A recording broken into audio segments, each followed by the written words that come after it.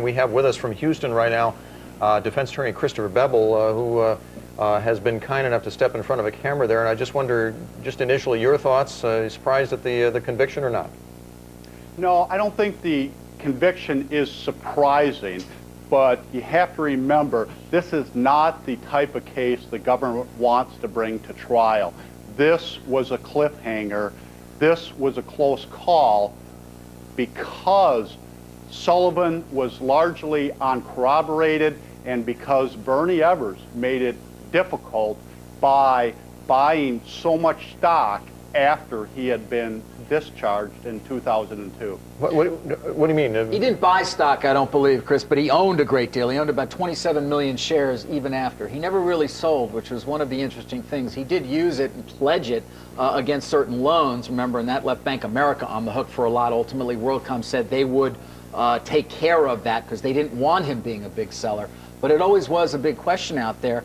He never benefited personally in terms of selling the stock when it was at or near highs while the fraud was going on, Bill. Even though he was able to guarantee it for those loans. He was able to use it in that way. And he did use it for buying property, but he was still relying on the stock itself. Mr. Bebel, would you have put Bernie Ebbers on the stand?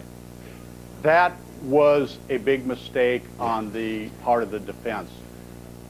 One of the things you have to remember in this kind of case, this is not sexy. This doesn't have people sitting on the edge of their chairs. This is dull, mundane minutia that comes in waves. There are piles and piles of documents. When Ebbers was seated for cross-examination, the prosecutors were able to hone in on some of the items that created the most exposure for Bernie Ebbers. Among those things were the budget line reports that showed the line costs dropping from about $1.6 billion per month in October and November to about half that, about $850 million. And then in the first quarter of the next year, Ebbers was asked about that. Ebbers stated that he went and threw these records in the trash. As a result, that helps support a verdict based upon willful blindness. The willful blindness instruction was very key. Looking ahead, as we were discussing earlier, to the Enron trial, will this make it more difficult for a Ken Lay or a Jeff Skilling, most especially, I guess, Ken Lay, to make the same claims that he just didn't know what was going on in his own company?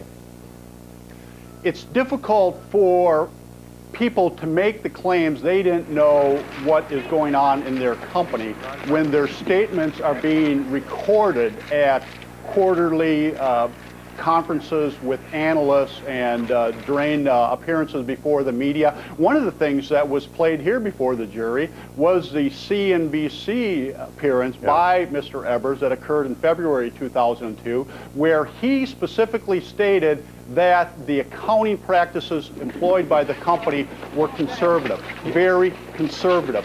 You know, that makes it difficult for him to say he didn't know anything about anything. And Tyler, that was your interview, and you know, it brought up the issue of CEOs and what they say publicly. They're always trying to put the positive spin on their companies, and you know, whether that was what Mr. Ebbers was doing and in his duty as a CEO, or whether he was just lying. That's right. And at that point, of course, which was pre-Sarbanes-Oxley, we didn't have CEOs and CFOs vouching for the accuracy of their financial statements in quite the same way that we do right now. And at that point, we were all sort of fiddling around in the darkness, feeling around in the darkness, because while there were whiffs of concern there about how the accounting was being done, we really didn't know very much, and we didn't know much until about a year and a half, a year or more later.